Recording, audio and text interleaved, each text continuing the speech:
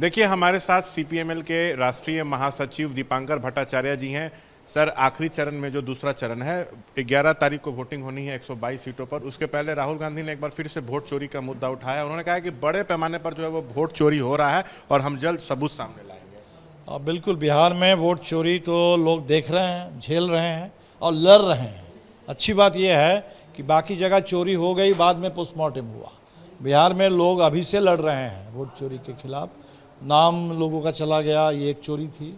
लोगों को वोट डालने से कहीं कहीं रोका गया, वो चोरी है। फर्जी वोटिंग करवाने की कोशिश हुई, ये भी चोरी है। लेकिन बिहार ने तो लड़ा है और आगे तो और सेकेंड फेज में लोग लड़ेंगे।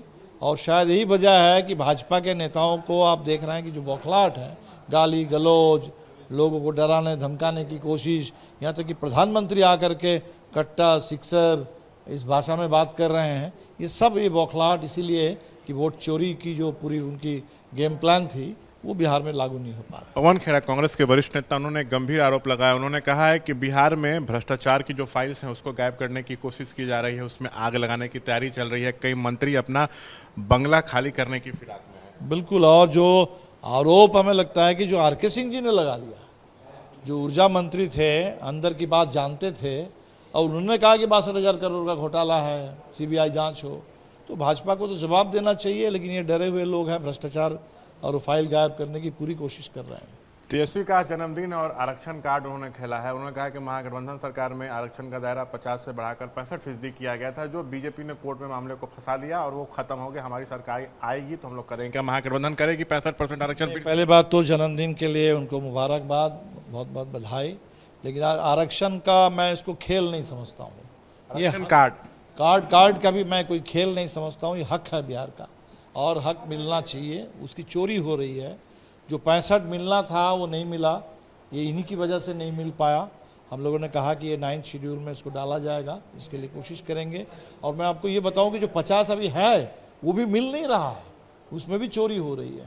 तो आरक्षण तो बिहार के लिए बिल्कुल वो चीज़ है जो हक है और उस हक को लगातार लोगों को डिनाई किया जा रहा है। सीमांचल में वोटिंग है सर, लास्ट फेज में घुसपैठ का मुद्दा बार बार बीजेपी के तरफ से उठाया जा रहा है और कहा जा रहा है कि सरकार आने के बाद एक एक घुसपैठियों को बाहर किया जाएगा। लेकिन सर, केंद्र में 11 साल से सरकार है मोदी जी की, अगर घुसपैठियाँ हैं तो किसकी नाकामी? ये गजब, ये घुसपैठ जो है ऐसा फ्लेक्सिबल एक मामला बन गया है। जहाँ जहाँ चुनाव होता है वहीं घुसपैठी चले आते हैं। तो घुसपैठ जो है, जैसे झारखंड में, फिर अभी बिहार की ड्यूटी शायद समाप्त हो गई और वो बंगाल में उनकी ड्यूटी लगेगी घुसपैठियों की।